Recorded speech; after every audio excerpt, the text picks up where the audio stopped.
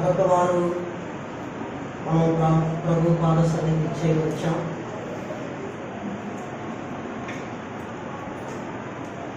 ఇర్మియా గ్రంథము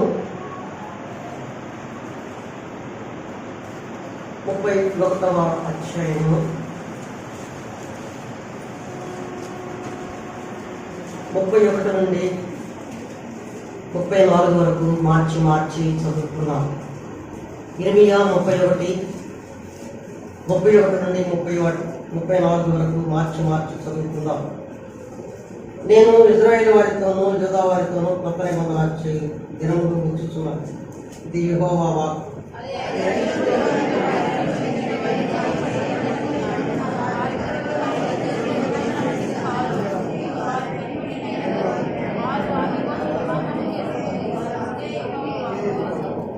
ఈ దినములైన తరువాత నేను ఇజ్రాయేల్ వారితోనూ యూదా వారితోనూ చేయబో నిబంధన ఇదే. వారి మనస్సులో నా ధర్మ విధి ఉంచదను, వారి హృదయము మీద దాన్ని రాసదను. యెహోవా వాక్కు ఇదే.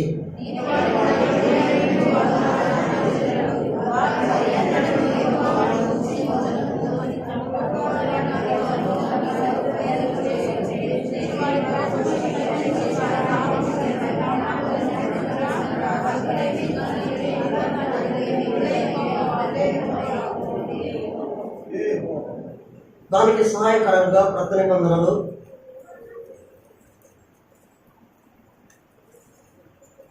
8వ అధ్యాయం, హెబ్రీయులకు రాసిన పత్రిక 8వ అధ్యాయము 8 నుండి 9 వచనాలు చదువుకుందాం. 8వ అధ్యాయము హెబ్రీయులకు రాసిన పత్రిక 8వ అధ్యాయము 8 నుండి 10 వరకు మార్చి చదువుకుందాం. అయితే ఆయన అపేక్షించి వారితో ఇలా చెప్తున్నాడు, ప్రభు ఇట్లను ఇదిగో కాలం వచ్చుతున్నది, అప్పటిలో ఇజ్రాయేల్ ఇంటి వారితోనూ యూదా ఇంటి వారితోనూ నేను క్రొత్త నిబంధన చేయను.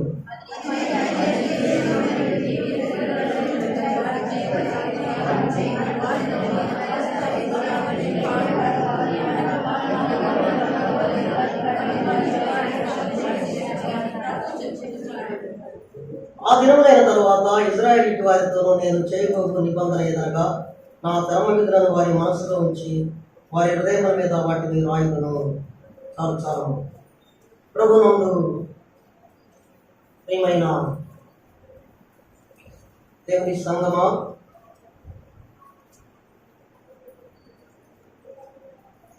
బొచ్చు కత్తిరించు వారి ఎదుట మౌనముగా ఉంది దేవుని బిడ్డల. గుడ్ ఫ్రైడే అనేది ఈ దినమేనా? ప్రపంచ మానవాళికి ఒక సందేహం. డేట్లు మారుతూ ఉంటాయి. శుక్రవారం అనేది మారదు, కానీ డేట్లు అయితే మారుతూ వస్తూ ఉంది. అయితే అసలు బైబిల్లో ఈ గుడ్ ఫ్రైడే అనేది ఎక్కడ ఉంది, ఎలా ఉంది? నాకు అంతకంటే సమయం ఉంది కనుక బ్రీఫ్గా చెప్పుకుంటూ వెళతాం.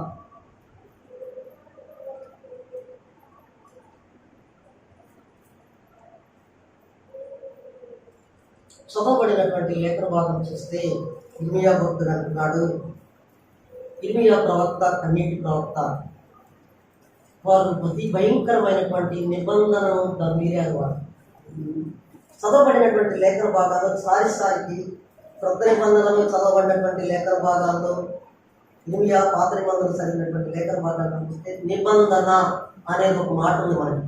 అవును కదా? నిబంధన అనేది 4-5 సార్లు వచ్చింది. నిబంధన అంటే ఏంటి? నిబంధన అంటే ఏంటి?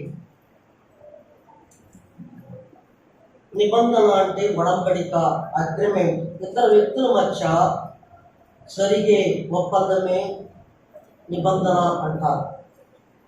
ఈ నిబంధన 2 రకాల నిబంధనలు ఉన్నాయి. ఒకటి షరతులతో కూడిన నిబంధన, రెండవది షరతులు లేని నిబంధన. షరతులతో కూడిన నిబంధన, షరతులు లేని నిబంధన, 2 నిబంధనలు ఉన్నాయి బైబిల్లో. మనం దాన్ని గమనిస్తే ఆదిపితుడైనటువంటి ఆదాముతో దేవుడు ఒక నిబంధన చేశాడు. అది షరతులతో కూడిన నిబంధన. ఎలాగంటే, నా కుమారుడా ఆదామా, నేను నిన్ను నా పోలిక చొప్పున నా స్వరూపమందు నిన్ను చేసుకున్నాను నాయన, నేను ఎంతగానో ప్రేమిస్తున్నాను. నీవు జీవించిన కొరకై ఈ ఉద్యానవనాన్ని ఇచ్చాను నాయన. నీవు నీ భార్యను స్వేచ్ఛగా తిరగవచ్చు, స్వేచ్ఛగా ఉండవచ్చు, ఫలించవచ్చు, మీరు దీన్ని అభివృద్ధి పరచవచ్చు, అన్నీ చేసుకోవచ్చు. కానీ ఒక్కటి ఉందయ్యా, అది గతంలో చూసావు, ఆ చెట్టు దాని పండు మాత్రం తినవచ్చు. దానికి ఇతను ఏం చేశాడు? ఒప్పుకున్నాడు, నిబంధన చేసుకున్నాడు ఇద్దరు. నువ్వు తినొద్దురా అంటే నేను తినను అన్నాడు, కానీ అయిపోయింది. దాన్ని నిబంధన. ఏదేను మనం నిబంధన, ఏదేనులో దేవుడు ఆదాముతో చేసుకున్నటువంటి నిబంధన అదే. ఆ నిబంధన ఆది కాలంలోనే, ప్రారంభపు దినాలలోనే ఆదాము నిబంధనలు దేవుడిచ్చినటువంటి, దేవునికి ఆదాముకున్నటువంటి నిబంధనను మీరాడు. నిబంధనను మీరుట వలన తన యొక్క దేవునితో ఉన్నటువంటి సంబంధాన్ని కోరుకున్నాడు. అది షరతులతో కూడిన నిబంధన. షరతులు లేని నిబంధన కూడా ఉంది. ఇట్లా నిబంధనలు 8 ఉన్నాయి. చాలా నిబంధనలు ఉన్నాయి, కానీ ప్రాముఖ్యమైనటువంటి నిబంధనలు బైబిల్లో ఉన్నాయి. దావీదు రాజుతో చేస్తున్న నిబంధన, సదాకాలము నీ సింహాసనంపై రాజు నిలుస్తాడు అని చెప్తాడు. అది షరతుతో లేదు, ఇస్తాడు. అబ్రహాముతో నిబంధన చేశాడు. నిన్ను తీసుకొచ్చాడు, గుడారంలో ఉన్నటువంటి వాడిని అబ్రహామును చేయి పట్టుకొని బయటకు లాగాడు. లాగి, అబ్రహాం ఏమిటయ్యా నువ్వు ఎందుకు దిగులు పడతావు? చూడు, ఆకాశం వైపు చూడు ఒకసారి, ఆ నక్షత్రాలను లెక్క పెట్టగలిగితే నువ్వు లెక్క పెట్టు. సముద్రపు ఇసుకరేణువు చూడు, లెక్క పెడతావా? లెక్క పెట్టు. ఇసుకరేణువుల వలె, ఆకాశ నక్షత్రాల వలె నీ సంతానం విస్తరింపచేస్తాను, అభివృద్ధి చేస్తాను అని అబ్రహాముతో కూడా వాగ్దానం చేశాడు.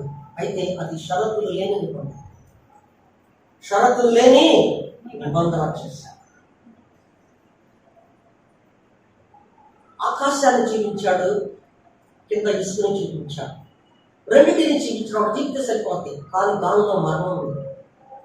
దానిలో దేవుడు ఏ మాట పలికినామో దానిలో ఆత్మీయమైనటువంటి అర్థం ఉంటుంది. ఆకాశం వైపు చూపించన్నాడు. ఆకాశంలో ఉన్నటువంటిది పరలోకపు యెరూషలేము.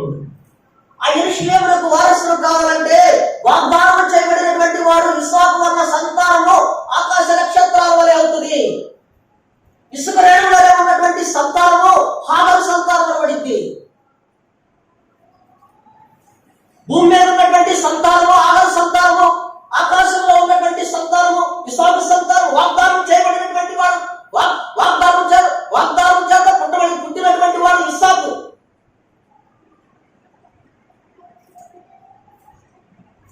అయితే ఇక్కడ షరతులతో కూడిన నిబంధన. ఇప్పుడు మనం ఇర్మియా గ్రంథంలో చూశారు, అది షరతులతో కూడిన నిబంధన. వారికి సీనాయి కొండ వద్ద వారికి ధర్మశాస్త్రాన్ని ఇచ్చాడు. ధర్మశాస్త్రాన్ని ఇచ్చినటువంటి దేవాది దేవుడు ధర్మశాస్త్రాన్ని మీరారు. ధర్మశాస్త్రాన్ని పాటించగా ఇష్టానుసారంగా జీవిస్తూ, ఇష్టానుసారంగా ప్రవర్తిస్తూ, విగ్రహారాధన చేస్తూ, ఇష్టానుసారంగా ప్రవర్తిస్తున్నటువంటి వారు ఆ నిబంధనను మీరారు కనుకనే ఇప్పుడు అంటున్నాడు, నేను ఒక కొత్త నిబంధనను తీసుకొని వస్తాను. ఆ నిబంధన మీరారు. ఆ నిబంధన మీరారు కనుకనే మీ హృదయాల్లో ఒక నిబంధనను నేను రాస్తాను అంటున్నాడు. పలకలపై రాశాడు నిబంధనను. వారికి కట్టడలను, న్యాయవిధులను ఇచ్చాడు. ఇజ్రాయెల్ జనాంగానికి ఇచ్చాడు. ఆ నిబంధనను వారు మీరారు. దేవుని యొక్క మాటను వారు ఆలకించలేదు. వింటాము అన్నారు, కానీ వారు వినినట్టుగానే ఉన్నారు, కానీ విన్నట్టుగానే నటించారు. కానీ దేవుని యొక్క మాటను మాత్రము లెక్క చేయక వారు ఇష్టానుసారంగా జీవిస్తూ, ఇష్టానుసారంగా ప్రవర్తిస్తూ, తాను కలిగినటువంటి త్రోవలకుండా వెళ్ళిపోయినటువంటి వారు, దేవుడు చూపించినటువంటి మార్గంలో వెళ్ళలేదు వారు. అందుకనే ఇప్పుడు ఈ నిబంధనల నుండి మీకు ఒక కొత్త నిబంధన అందిస్తానంటాడు. ఆ వచ్చిన భాగాలను ఎత్తిపట్టి అపోస్తలుడైనటువంటి పౌలు హెబ్రీయులకు రాసిన పత్రికలో మనం చదవబడినటువంటి లేఖన భాగం కూడా అదే. నిబంధనలు, షరతులతో కూడిన నిబంధన, షరతులతో లేని నిబంధన. అయితే ఇక్కడ చదివితే మనము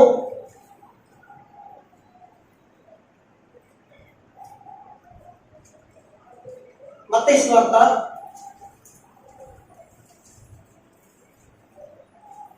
26వ అధ్యాయము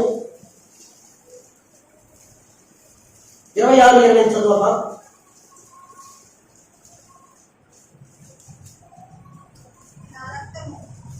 ఇది నా రక్తము అనగా పాప క్షమాపణ నిమిత్తము అనేకుల కొరకు చిందించబడుచున్న నిబంధన రక్తము. చదవండి. నా తండ్రి రాజ్యంలో కొత్తదిగా త్రాగు దినం వరకును చెప్పుచున్నాను. అంతటా వారు కీర్తన పాడి వెలివల కొండకు. ప్రభునందు ప్రియమైన సహోదర సహోదరులారా, కొత్త నిబంధన యేసుక్రీస్తు నా రక్తము వలనైనదే కొత్త నిబంధన. ఈ కొత్త నిబంధన అమలు కావాలంటే, ఆ కొత్త నిబంధన ప్రజల వద్దకు రావాలంటే యేసుక్రీస్తు ప్రభువు రక్తాన్ని చిందించాలి. అది షరతులతో లేని నిబంధన.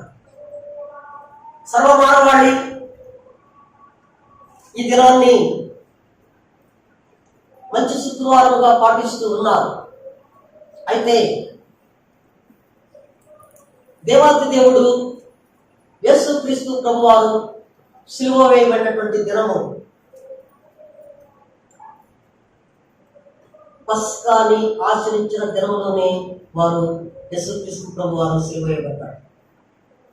అది అనాది కాలంలోనే దేవుడు నిర్ణయించాడు. ఆ పస్కా దినాన్ని దేవుడు నిర్ణయించాడు. ఎక్కడుందో చూద్దాం, చూడండి ఒకసారి.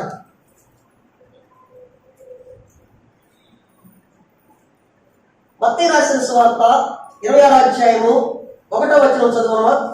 1-2 వచనం చదువు.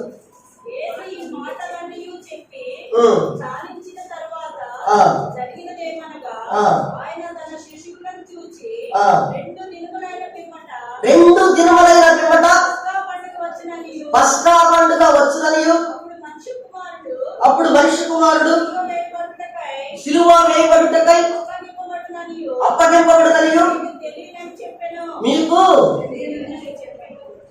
పస్కా పండుగ దినమున మనిషి కుమారుడు సిలువ వేయబడుననియు ముందుగానే ప్రకటించేస్తాడు, చెప్తున్నాడు. నేను మనిషి కుమారుడైనటువంటి నేను పస్కా పండుగ దినములోనే నేను సిలువ వేస్తాను నన్ను అని ముందుగానే చెప్పేస్తాడు శిష్యులకు.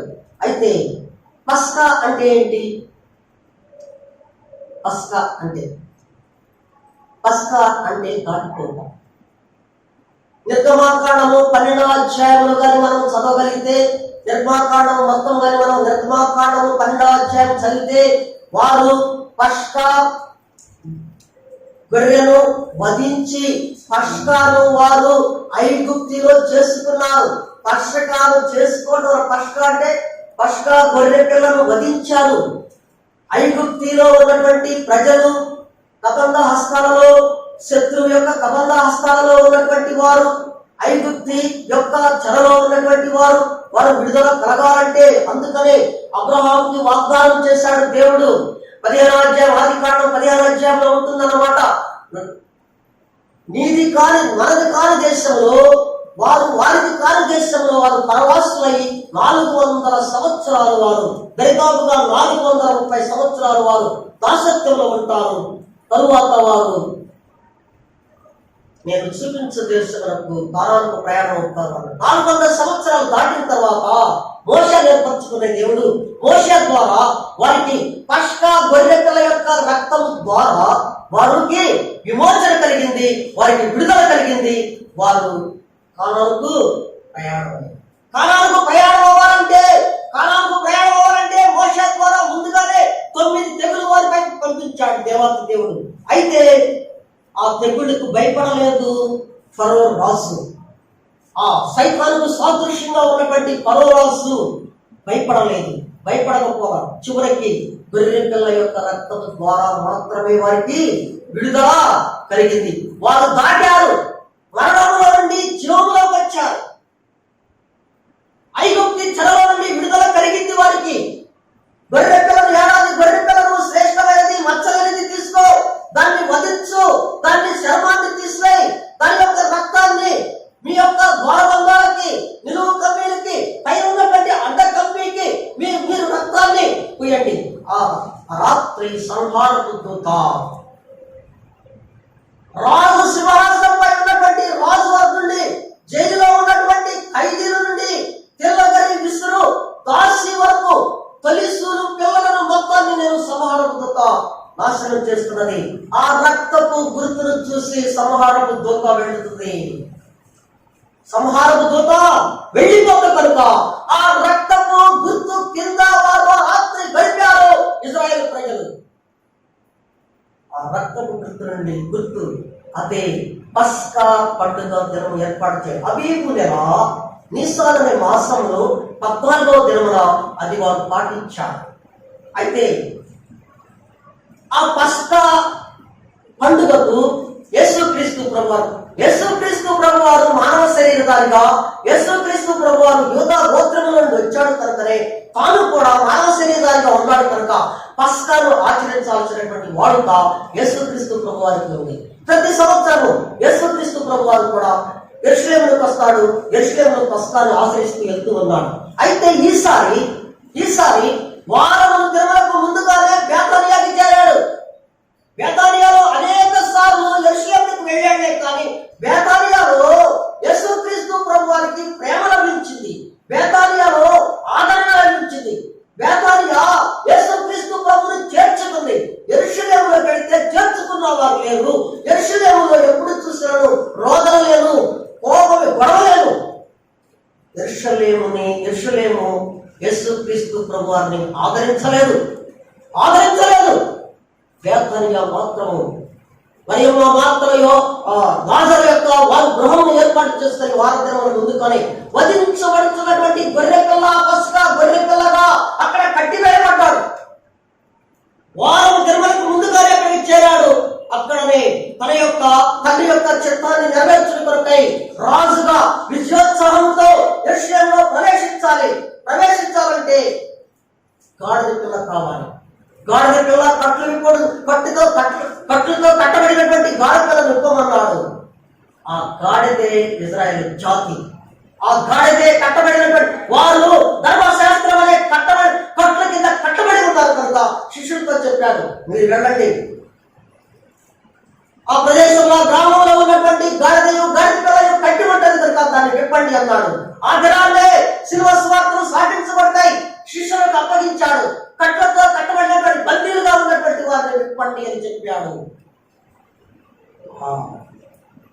గాడిద ఇజ్రాయేల్ జాతి, గాడిద పిల్ల ఇజ్రాయేల్ యొక్క సంతానము. ఆ దినమే వారి యొక్క కట్లు విప్పబడ్డాయి శిష్యుల చేత. గాడిదతో విజయోత్సాహంతో వెళ్ళాడు.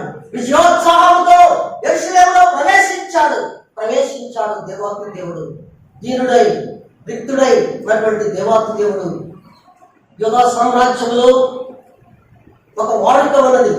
ఎవరెవరు రాజ్యానికి రాజుగా అభిషేకించబడుతున్నప్పుడు గాడిద పైన ఎక్కి వెళ్ళాలి.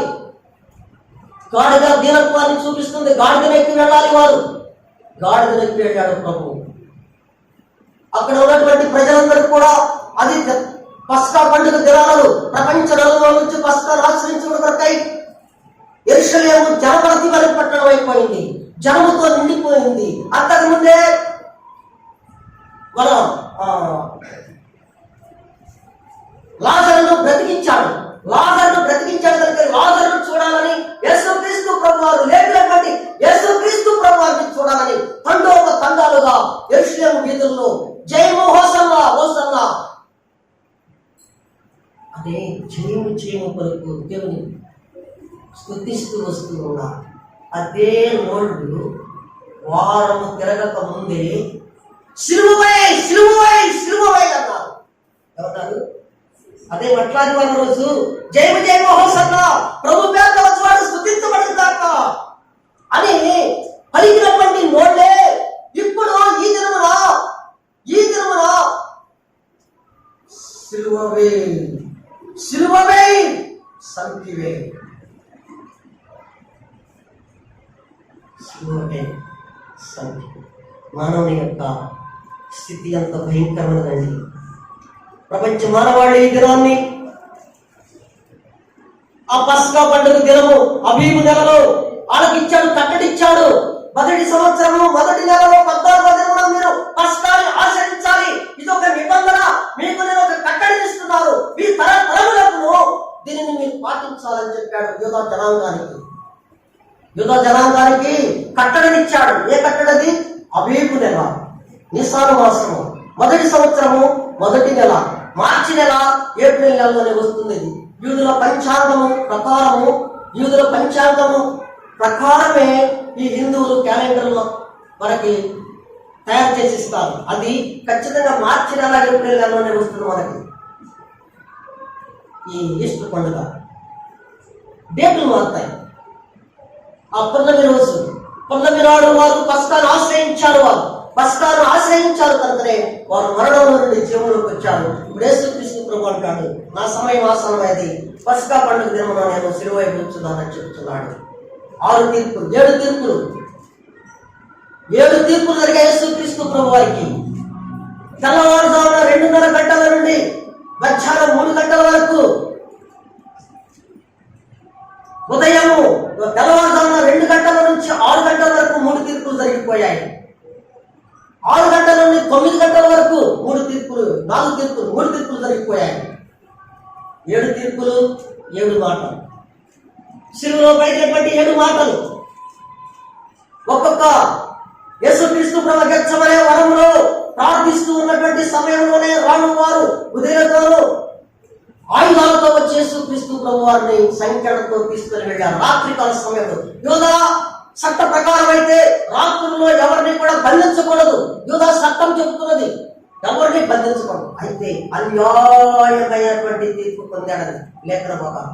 ఆ సమయంలోనే 60 లేఖన భాగాలు యేసుక్రీస్తు ప్రభు వారు పాత నిబంధనలో ఉన్నటువంటి 60 లేఖన భాగాలను యేసుక్రీస్తు ప్రభు వారు నెరవేర్చాడు. గమనించండి, ప్రధాన యాజకుడైనటువంటి అన్న అనేవాడు ఉన్నాడు. అది భయంకరమైనటువంటి వాడు, మహాక్రూరత్వం కలిగినటువంటి వాడు. అతను భయంకరమైనటువంటి కార్యాలు చేస్తుంటే ఉద్యోగం నుంచి తీసివేశాడు. అన్న అనే ప్రధాన యాజకుడు ముందుగా వారి వద్దకు తీసుకెళ్లారు ప్రభుని. అతను దగ్గర తీర్పు జరిగిన తర్వాత అతనిని అక్కడ ఉన్నటువంటి వాడు చంపక పెట్టి కొట్టాడు. తరువాత ప్రస్తుత ప్రధాన యాజకుడిగా ఉన్నటువంటి కైపా వద్దకు తీసుకొని వచ్చాను. కైపా వద్ద అతన్ని చంప మీద కొట్టడమే కాదు, పిడిగుద్దులు గుద్దారు. 2వ తీర్పు. 3వ తీర్పు సన్హెడ్రింగ్ సభ. యూదా జనాంగానికి 72 మంది పెద్దలతో కూడా ఒక పెద్ద సభ ఉంటుంది. ఆ సభ నిర్ణయించబడుతుంది. ఈ రాత్రికాల సమయంలో తెల్లవారుజామున 2:30 నుండి 6 గంటల వరకు అన్న కైపా అనే ప్రధాన యాజకుల వద్ద తీర్పు తీర్చారు. వారు అతన్ని చంపివేయాలని. అన్న అయినా కైపా అయినా వీళ్ళిద్దరు మామ అల్లుడు. ఆ యెరూషలేము అంతా కూడా వీరి కబంధ హస్తాలలో ఉన్నది. అన్న అనే అతనికి 5 ఉన్నారు సహోదరులు. వారందరూ కూడా ప్రధాన యాజకులే, యాజకత్వం చేస్తున్నటువంటి వారే. వారందరూ కూడా యెరూషలేములో ఉన్నటువంటి ఆరాధించే వారికి, పస్కాను ఆచరించే వారికి గొర్రెలు అమ్మాలన్నా, గోలు అమ్మాలన్నా, రొక్కలు మార్చుకోవాలన్నా వారి ద్వారా జరగాలి. అన్యాయముగా అక్కడ వ్యాపారం చేస్తున్నారు. నా మందిరమును ఏమన్నాడు? దొంగల గృహాలుగా చేశారన్నాడు. వారే సమస్తాన్ని నడిపిస్తున్నది వారే. అక్కడ వారి కబంధ హస్తంలో సుందరమైన దేవాలయము అక్కడ వారి కబంధ హస్తాలలో ఉన్నది. వారి కుటుంబమే గెలుచు ఉన్నది. ఆ సభ వద్ద కూడా ఆ 72 మంది పెద్దలకు కూడా ఆ ప్రభువారిని అన్న అనేవాడు, కైపా అనేవాడు ఏ రీతిగా శిక్ష వేయటకు సిద్ధపడ్డారో అదే శిక్షను వారు కూడా అవలంబించడానికి ఇష్టపడ్డారు. తర్వాత పిలాతు వద్ద నుండి తర్వాత హేరోదు వద్దకు హేరోదు వద్ద నుండి మరి పిలాతు వద్దకు, ఆ పిలాతు వద్దకు రెండవ వారు పిలాతు వద్దకు వచ్చినప్పుడే ముళ్ళ కిరీటం పెట్టాడు, కొరడాలతో కొట్టించాడు, కొరడాలతో కొట్టించి తనను తీసుకొని వచ్చాడు. ఎవరైతే జయము జయము ఓసన్నా ఓసన్నా ఓసన్నా అని పెద్దగా దివ్యకరగా యేసుక్రీస్తుని కొనియాడారో వారి మధ్యకు తీసుకొని వచ్చాడు. వారి మధ్యకు తీసుకొని ఇదిగో మీరు రాజు, ఇదిగో మీరు రాజు, శిక్షించారు, ఉరివేస్తానన్నాడు. కానీ అక్కడ ఉన్నటువంటి వారందరూ కూడా ఆ రక్తము, ముళ్ళపై కిరీటము, ఆ ముళ్ళపై ఎదుగుతూ ఉన్నప్పుడు ఆ ముళ్ళు తీసేసి రక్త సిద్ధమైపోయింది. ఆ యెరూషలేము స్తంభము దగ్గర, ఆ సమాజ మందిరము దగ్గర, ఆ రాజు వారి దగ్గర యేసుక్రీస్తు ప్రభువారిని నిలబెట్టి కొరడాలతో, ఆ కొక్కారున్న కొరడాలతో కొట్టుచూ ఉంటే శరీరంలో ఉన్నటువంటి రక్తమంతయు కారుతూ రక్త సిద్ధమైపోయింది. దానవరుడైనటువంటి ప్రభువు రక్త వరుడుగా అయిపోయాడు. అయినా వారి యొక్క మనస్సును కరగలేదు, వారి యొక్క స్థితి ఏమాత్రం మారలేదు, మారు మనసు లేదు వారికి. ఇంకనూ సిలువ వేయి, సిలువ వేయి.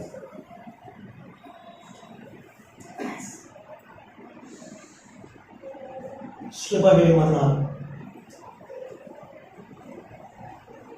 రోమాలు వారికి యోధాలకు పెద్దలకు శిక్షించే అధికారం ఉంది, కానీ శిక్షను నీకు ఫలానా శిక్ష పడాల అనే అధికారం ఉంది, కానీ ఆ శిక్షను అమలుపరిచే అధికారం మాత్రం యూదా వారికి లేదు. యూదా మత పెద్దలకు, శాస్త్రులకు, పరిచర్యలకు లేదు. దాన్ని వేయాలంటే అన్యులైనటువంటి రోమా చక్రవర్తి మాత్రమే వేయాలి. సిలువవే, సిలువవే, సిలువవే. సిలువకు అప్పగించాడు, అన్యాయమైనటువంటి తీర్పు పొందాడు. ఆ యెషయా గ్రంథంలో బొచ్చు కత్తిరించి వారి ఎదుట బర్రె పిల్ల మౌనముగా ఉండి శివను మోస్తూ ఉన్నది. 9 గంటలకు ప్రారంభమైనది. 9 గంటలకు ప్రారంభమైనటువంటి ఆ శివ యాత్ర 3 గంటలకు ఆ శివను ప్రభువారు ఆ శివను మోస్తూ ఉన్నాడు. ఇంకా వారి యొక్క కసి, వారి యొక్క కోపము తగ్గలేదు.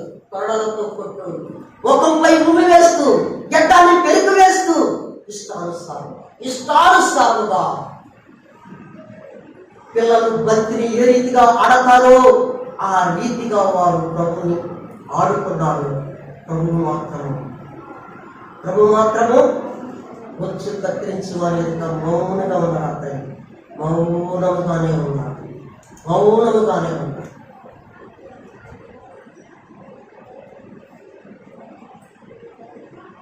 వర్షాపుష్యుగా ఆ దినాన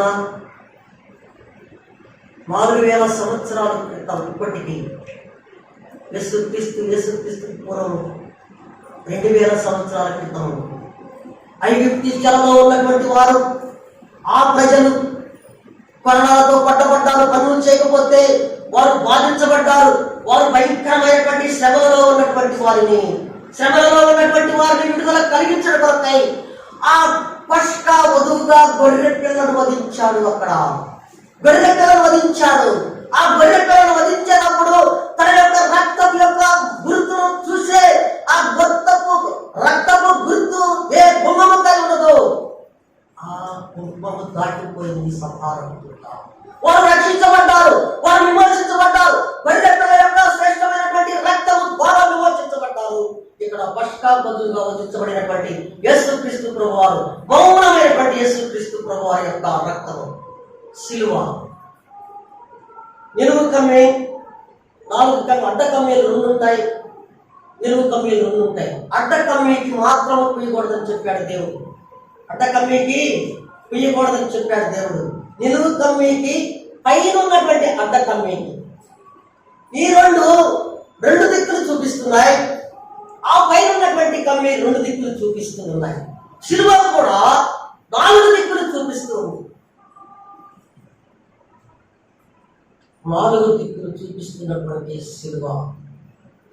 రోమా సైనికులు భయంకరమైనటువంటి క్రూరత్వం చేస్తూ బందిపోటు దొంగలను, ఆ రోమా సైనికుల యొక్క ప్రభుత్వంపై తిరగబడినటువంటి వారిని భయంకరమైన శిక్ష వేసేది ఆ సిలువే. ఆ సిలువపైనే వారు సిలువ వేస్తారు. భయంకరమైనటువంటి సావది, అన్యాయమైనటువంటి తీర్పును పొందాడు దేవుడు. అలాంటి సిలువ మరణం ఏమనుకుంటున్నారు ఎవరు? ఈ రాను వారు. యూదా జనాంగం ఒక పక్క, అన్య జనాంగం ఒక పక్క, రెండు జనాంగాలు కూడా ఏకమైపోయాయి. ఇక్కడ రెండు జనాంగాలు కూడా ఏకమైపోయి ప్రభువుని సిలువవై సిలువవై సిలువవేయమని చెప్పి ఆ సిలువకు అప్పగించారు. నేను ఏది కూడా నేను రిఫరెన్స్ చూపించాను, ఎందుకంటే నాకు అర్ధగంట టైం ఇచ్చాను. ఈ దినం పస్కా ఎప్పుడైతే 4000 సంవత్సరాల క్రితము ఇజ్రాయేల్ జనాంగానికి పస్కా దినాన్ని దేవుడు ఏర్పాటు చేశాడు. ఏర్పాటు చేయబడినటువంటి దేవుడే ఆ నిబంధనలైనను ఈ కొత్త నిబంధనలైనను దేవుడే ఏర్పాటు చేశాడు. ఈ నిబంధన రెండు కూడా రక్తముతో కూడుకున్నట్టే. ఈ రెండు నిబంధనలు కూడా రక్తంతో కూడదు. ఈ నిబంధనలు నెరవేర్చబడాలంటే రక్తము చేతనే నెరవేర్చబడాలి.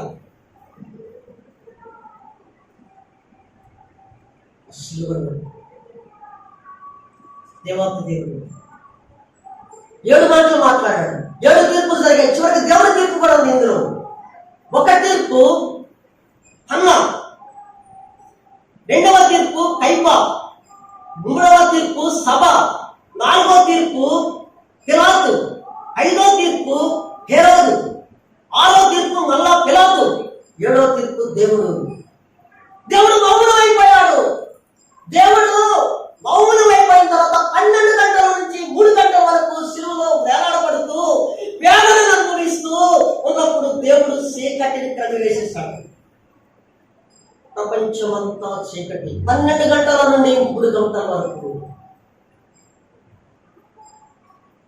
దేవుడు కూడా ఇష్టపడ్డాడు. ఆ సిలువలో దేవుడు శ్రమ పడుతున్నప్పుడు, ఆ సిలువలో వేదన పడుచు ఉన్నప్పుడు దేవుడు అది తండ్రి అయినటువంటి దేవుడికి ఇష్టమై ఉన్నది. తన కుమారుడు సమ మానవాళి కొరకై రక్తాన్ని చిందిస్తూ ఉంటే దేవుడికి ఇష్టమైనది. దేవుని తీర్పు కూడా ఇందులో 7 తీర్పులు, 7 మాటలు. మొదటి 3 మాటలు ప్రజల కొరకై ఇవ్వబడ్డాయి. 4 మాటలు తన గురించి దేవునికి చెప్పుకున్నాడు దేవుడు. 3 మాటలు పగటి మాటలు చీకటి పడక ముందే చెప్పేశాడు. 12 గంటల తర్వాత 4 మాటలు చెప్పాడు, చీకటిలో చెప్పాడు దేవుడు తండ్రికి. మత్తయి సువార్త, లూకా సువార్త, యోహాను సువార్త 3 కూడా ఈ మరణదినాన్ని లెక్కించబడింది. 3 కూడా సారాంశం ఒకటే, కానీ కొన్ని విషయాల్లో యోహాను క్లియర్గా రాస్తుంది. 7 మాటలు. మొదటి మాట ఏమా? మొదటి మాట ఏంటి? తండ్రి తండ్రి మీరేం చేస్తున్నారు? మీరెవరు? వీరిని క్షమించు. అసలు యేసుక్రీస్తు ప్రభు వారు చాలా మందిని క్షమించాడు కదా, ఇప్పుడు తండ్రితో చెప్తున్నాడు ఏంటి? ఎందుకు తండ్రితో చెప్తున్నాడు? నేను నన్ను క్షమించానమ్మా అన్నాడు. పాపాత్ములాగా అనేటువంటి ఆ స్త్రీతో చెప్పాడు కదా, ఏమన్నాడు? నీ పాపములు క్షమించబడి. నేను మరి ఎందుకు దేవుడు తండ్రితో చెప్తున్నాడు? ఏడు క్షమించమంటాడు దేవుడు. ఆ ప్రభుకి అధికారం లేదా? యేసుక్రీస్తు ప్రభు మానవ శరీరం కాదు, అతను క్షమించాడు కదా. చూద్దాం, చూడండి, కొంచెం విచారాలు అలా తీసి ఇక మనం ముగించుకుందాం. అయిపోయింది టైం.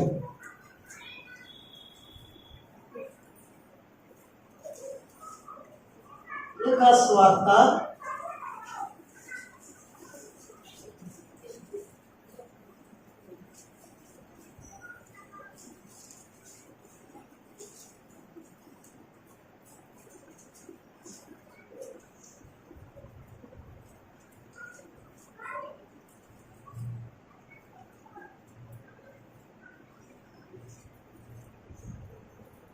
23:34 చదవమ్మా. యేసు తండ్రి మీరేం చేయించున్నారు? వీరెరుగురు కనుక క్షమించమని చెప్పాను. ఆకాశానికి భూమికి మధ్యలో వేలాడబడుతున్నారు ముగ్గురు వ్యక్తులు. బందిపోటు దొంగల మధ్య ప్రభు ఉన్నాడు. ఇద్దరు చెరువు పక్క దొంగలు ఉన్నారు. మిట్ట మధ్యాహ్న సమయం. ఇద్దరు దొంగలు కూడా న్యాయమైనటువంటి తీర్పు పొందుతున్నారు. అన్యాయమైనటువంటి తీర్పు మధ్యలో ఉన్నటువంటి వ్యక్తి పొందుతూ ఉన్నాడు. ఆ ప్రభువు మాట్లాడుతుంటే ఇద్దరు దొంగలు కూడా ఏం చేస్తున్నారు? ఇప్పుడు నేను మాట్లాడుతుంటే మీరు ఏం చెప్తున్నారు? చూస్తున్నారు, వింటున్నారు.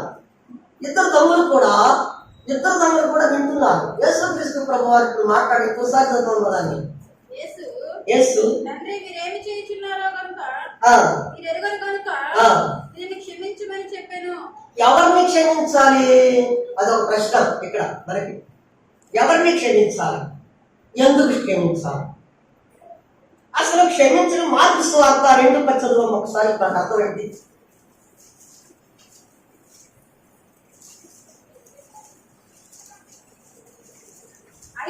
అయితే పాపములు క్షమించుటకు భూమి మీద మనిషి కుమారునికి అధికారం కలదని.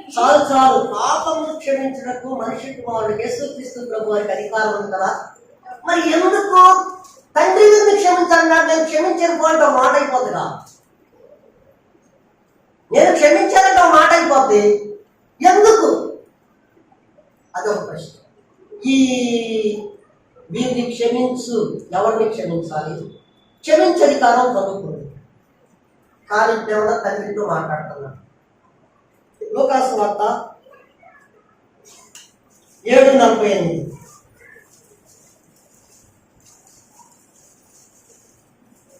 నీ పాపములు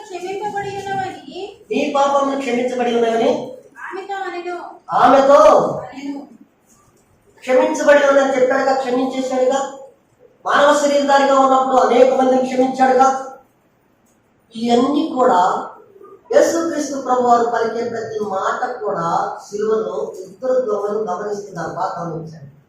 క్షమించే శపను కూడా అపోస్తల కార్యాల గ్రంథంలో 7వ అధ్యాయంలో స్టెఫను మంచి ప్రసంగం చేస్తాడు. మంచి ప్రసంగం చేసి రాళ్లతో కొట్టుతున్నప్పుడు స్టెఫను సంభవవుతున్నట్టు ఒక మాట ఉంటాడు. ఏమంటాడంటే, ప్రభువా వారి మీద ఈ పాపం మోపకమని గొప్ప శబ్దముతో పలికెను. క్షమించమని గొప్ప శబ్దంతో. ప్రభువును నమ్ముకున్నటువంటి నీవు నేను కూడా ఎదుటి వారిని క్షమించే మనసు. స్టెఫను వారి విరోధులు కాదు, కానీ స్టెఫను ప్రభు పాద సన్నిధిలో ఉండి ఆ విధిగా వారిని క్షమించమన్నప్పుడు తండ్రి కుడి పార్శ్వంలో కూర్చున్నటువంటి యేసుక్రీస్తు ప్రభువు ఒక్కసారి లేచాడు, నిలబడ్డాడు. నా దాసుడు, నా ప్రియుడు, నా కుమారుడు, భూమి పైన ఉన్నటువంటి కుమారుడు, నేను పలికిన రీతిలోనే ఉన్నాడని చెప్పేసి ఒక్కసారి ఆ పాట పలికినప్పుడు ఒక్కసారిగా తండ్రి కుడి పార్శ్వంలో కూర్చున్నటువంటి ఆ కుమారుడు లేచాడు. నీకు నాకు మనసుందా? మత్తయి సువార్త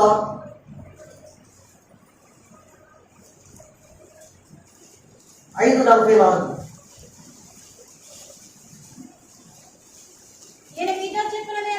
నేను మీతో చెప్పినదేమనగా మీరు పరలోకమందున్న మీ తండ్రికి కుమారులై ఉండినట్లు మీ శత్రువులను ప్రేమించుడి, హింసించు వారి కొరకు ప్రార్థన చేయుడి. ఇప్పుడు చదువు మీకోసారి. మీ శత్రువులను ప్రేమించుడి, మిమ్మల్ని హింసించు వారి కొరకు హింసించు వారిని ప్రార్థన చేయుడి. హింసించే వారి కొరకు ఏం చేయాలంటాడు దేవుడు? ప్రార్థన చేయమని. క్షమించాలంటున్నాడు. క్షమించాలి, ప్రార్థన చేయాలి. మనం చేస్తున్నామా? ఇవన్నీ కూడా ఆ ఇద్దరు దొంగలు కూడా గమనిస్తున్నారు. ప్రభు చెప్పే మాటలు చూస్తున్నారు. అయితే ఎవరిని క్షమించాలి అడుగుతున్నాడు. అక్కడ యేసుక్రీస్తు ప్రభువారు సిలువ వేయుటకు కారణాలు ఎవరైతే సిలువ వేయుటకు ఎవరైతే ఇష్టపడ్డారో, ఎవరైతే సిలువ అన్నారో ఆ ప్రధాన యాజకులు, ఆ పెద్దలు, ఆ రాణు వారు, ఆది జనులు, యూదా మత జనాంగం యావత్తును వారిని క్షమించమన్నారు. వారిని హేళన చేసే వారిని క్షమించమన్నాడు. భూమి వేసిన వారిని క్షమించమన్నాడు. పరలతో కొట్టినటువంటి వారిని క్షమించమన్నాడు. మళ్ళా గీతం పెట్టినటువంటి వారిని కూడా క్షమించమన్నాడు. అందరినీ క్షమించాడు. ఇప్పుడు ఎంత జరిగిన తర్వాత ఒక్కసారి ఆ దొంగ ప్రభువు చూశారు. ఇంత న్యాయమైనటువంటి తీర్పును పొందుతున్నాడే, మేమైతే న్యాయబద్ధమైనటువంటి తీర్పును పొందుతున్నాం. మాకిది న్యాయమైనటువంటి తీర్పు, అన్యాయమైనటువంటి తీర్పును పొందుతూ కూడా ప్రభువా నీవు వారిని క్షమించమని పెడుతున్నావా అయ్యా అని ఆయన చెప్పినటువంటి మాటలని అయ్యా నన్ను ఒక్కసారి నన్ను జ్ఞాపకం చేసుకున్న ఆయన ఏమన్నాడు? దొంగ ఏమన్నాడు? అక్కడే చదవండి అమ్మా. యేసు నీ రాజ్యంలో వచ్చినప్పుడు ఆ శిలువలో యేసుక్రీస్తు పలికినటువంటి ఒక మాట ద్వారా ఆ పాపి రక్షించబడ్డాడు. 2020 సంవత్సరాల క్రితం కల్వరిలో వధించబడినటువంటి గొర్రెపిల్లలో కొంచెం కత్తిరించు వారి ఎదుట మౌనముగా ఉన్నటువంటి గొర్రెపిల్ల నీ కొరకై నా కొరకై ఆ కల్వరిలోకి ప్రయాణపడుచు మాట్లాడినటువంటి మాటలు, తండ్రి ఏమి చేస్తున్నారు నీకు తెలియదు, క్షమించే దేవుడు నీకు నాకు కలిగి ఉన్నాడు. ఎవరైనా దేవుడు దొంగ ఏ రీతిలో రక్షించబడ్డారో ఈ మధ్యాహ్న కాల సమయంలో ప్రభు పాద సన్నిధికి వచ్చినటువంటి యవనస్తులారా, ఎవరైతే క్షమించే దేవుడు ఇప్పుడు నీకు నాకు కలిగి ఉన్నాడు, మాట్లాడుతూ ఉన్నాడు. ఒక్కసారి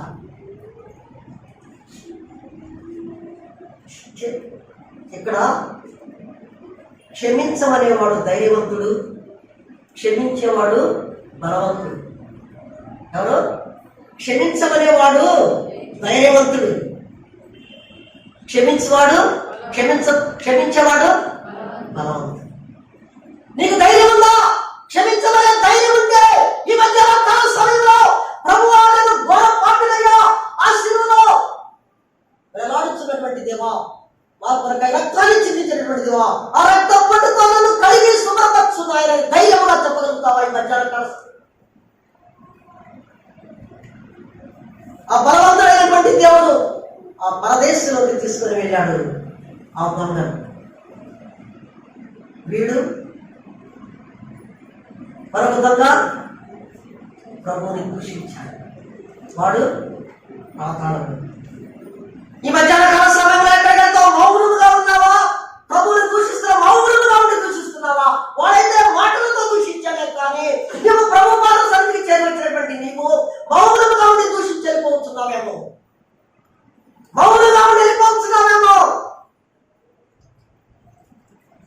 ఇదే అనుకూలమైన సమయము, ఇదే రక్షణ దినము. ప్రభువు బలవంతుడైనటువంటి దేవుడు రక్షించడానికి సిద్ధముగా ఉన్నాడు. ఆ శిలువలో మాట్లాడుతూ ఉన్నాడు. తండ్రి వీరిని క్షమించాలని ప్రభువు చెబుతూ ఉన్నాడు.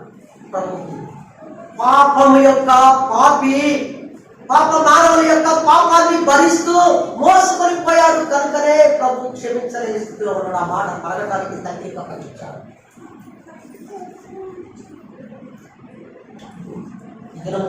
ఈ మధ్యాహ్న కాల సమయంలో ప్రపంచ మానవాడికి కూడా ప్రభువు యేసుక్రీస్తు ప్రభువు శిలువలో పలికినటువంటి 7 మాటల గురించియో, ఆయన పడినటువంటి శ్రమల గురించో, కష్టాల గురించో, వేదన గురించి చెప్పుకుంటూ ఉంది.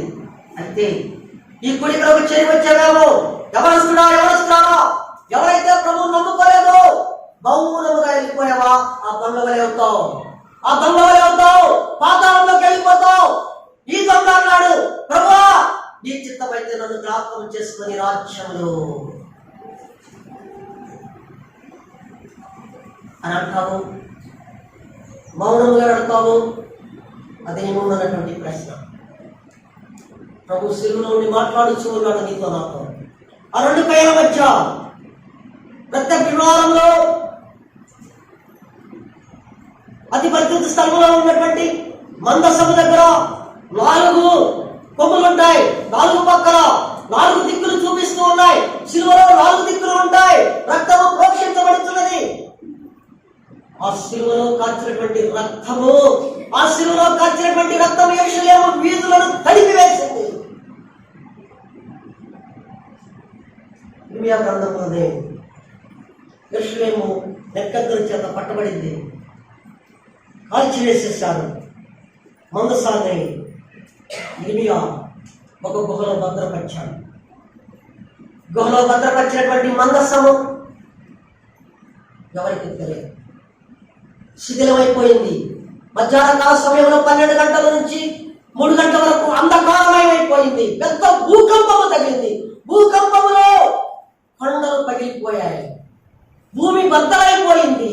ఆ కల్వరిలో కాచినటువంటి రక్తము బొట్టు వాడు చచ్చిపోయాడో లేదు చూద్దామని చెప్పేసి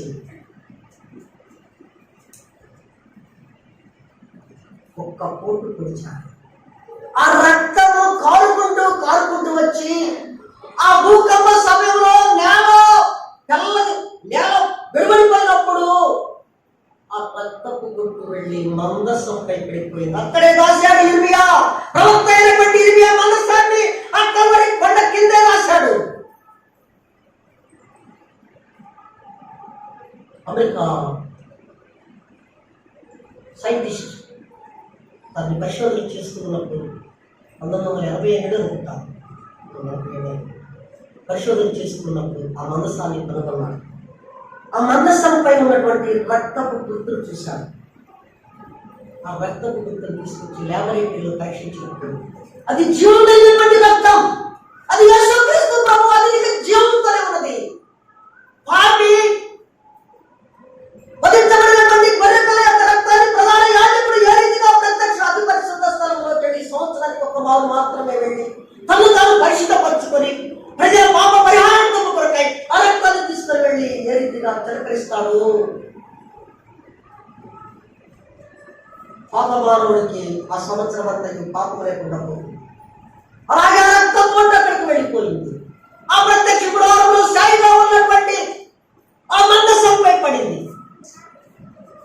వెబ్సైట్ ఒకటి ఉంది, అది తెలుగులో కూడా ఇచ్చినట్టున్నాడు. అది నాకు అడ్రస్ ఉంటుంది.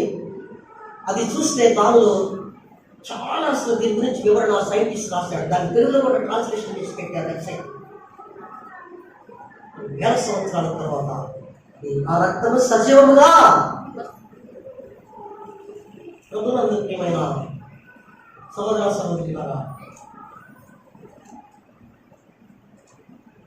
మధ్యాహ్న కాల సమయంలో ప్రపంచ మానవాడి యేసుక్రీస్తు మరణాన్ని గురించి, ఆయన శ్రమల గురించి చెప్తుంది. ఆ దొంగ పలికినటువంటి మాట ఎంత భయంకరమైనటువంటి బాధ అనుభవిస్తూ ఎంత అన్యాయముగా కొట్టారు, దూషించారు, అవమానించారు, కొరడాతో కొట్టారు, ముళ్ళ కిరీటం పెట్టారు, తీసుకొచ్చి వేలాడదీశారు కదా. అయినా కానీ ఈ మనిషి ఎక్కడ బాబు అందరినీ క్షమించమంటాడు. ఇదేంటి? ఎంత ప్రేమ! ఆ ప్రేమ వెలకట్టలేని ప్రేమ, ఆ ప్రేమ ఉన్నతమైన ప్రేమ, ఆ ప్రేమ మహోన్నతమైనటువంటి ప్రేమను చవి చూశాడు దొంగ. ఈ దొంగ చవి చూడలేదు, కనుకనే పాతాళంలోకి వెళ్ళాడు. అట్టి ప్రేమను ఈ రోజు నీకు వెల్లడి పరుస్తున్నాడు దేవుని వాక్యం ద్వారా. ఆ ప్రేమను నీకు కావాలంటే ఈ మధ్యాహ్న కాల సమయంలోనే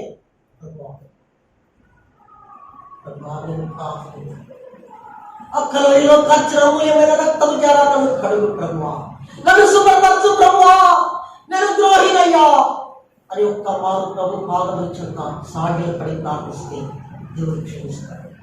దేవుడు క్షమిస్తాడు. ఆ దొంగ మొదటి మాటతో ఆ దొంగ క్షమించాడు. దావీదు కూడా సౌలు శత్రువే అయినా దావీదు అతన్ని క్షమించాడు. క్షమించాడు కనుక రాజయ్యాడు. శత్రువు కనుక అతను చచ్చిపోయాడు. స్టెఫెన్ అందరినీ క్షమించమన్నాడు. రాళ్లతో కొట్టుతున్నటువంటి వారిని క్షమించమన్నాడు.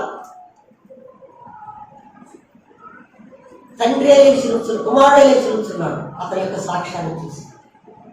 యేసేపు అతను ద్వేషించారు, అన్ని వేశారు యేసేపు.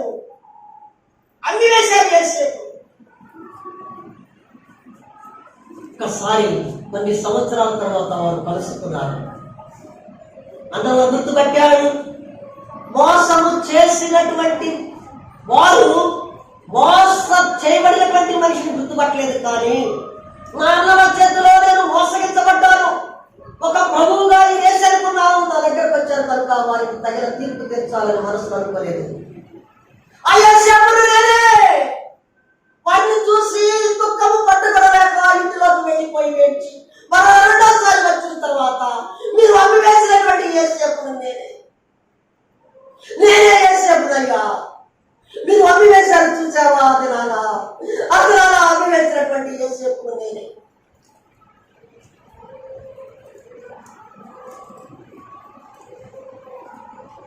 ఎంత ప్రేమ! అంతకంటే రెట్లుగా చూపించినటువంటి ఆకర్మరి ప్రేమ నీకు నాకు కలిగి ఉంది. ఆ ప్రేమనికి దానికి సిద్ధపడుతూ ఉన్నాడు, పిలుస్తూ ఉన్నాడు. కఠినము చేసుకొని మౌనముగా వెళుతున్నావేమో.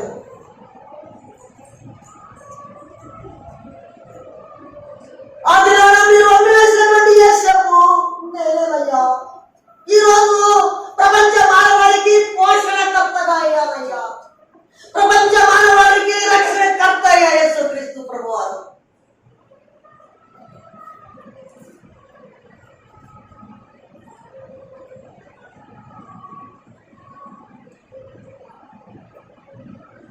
చెప్పుకుంటావా? విడిచిపెడతావా? మౌనంగా వెళ్తావా? దూషిస్తావా? లోబడతావా? నీ ఇష్టం. బయటికి వెళతావో లేదో తెలియదు, ఇంటికి వెళతావో లేదో తెలియదు, ఏమవుతావో లేదో తెలియదు, ఏ క్షణంలో ఏమో జరుగుతుందో తెలియదు, ఏ ఉప్పుతావో మన పైకి వస్తుందో తెలియదు. ఆ దొంగ వలె పాతాళానికి పెడతాననుకున్నావు, ఈ దొంగ వలె పరలోకానికి పెడతాననుకున్నావు. అది నీ ఇష్టం.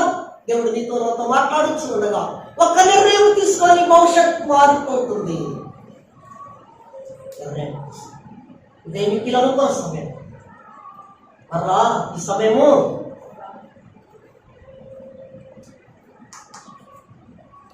దేవుడు వాక్యం ఆస్వాదించుతాడు.